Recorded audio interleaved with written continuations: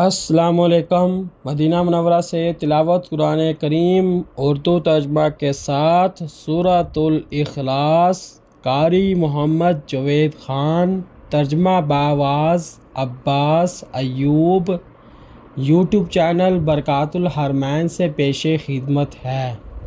اعوذ باللہ من الشیطان الرجیم۔ میں شیطان مردود کے شر سے بچنے کے لیے اللہ تعالیٰ کی پناہ مانگتا ہوں۔ بسم اللہ الرحمن الرحیم۔ شروع کرتا ہوں اللہ تعالیٰ کے نام سے جو بڑا مہربان نہایت رحم والا ہے۔ قل هو اللہ احد۔ آپ کہہ دیجئے وہ اللہ ایک ہی ہے۔ اللہ الصمد۔ اللہ تعالیٰ بے نیاز ہے۔ لم یلد ولم یولد۔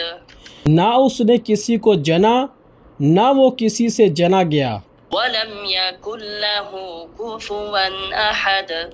اور نہ کبھی کوئی ایک اس کے برابر کا ہے۔ صدق اللہ العظیم۔ اللہ بلند و برتر نے سچ فرمایا۔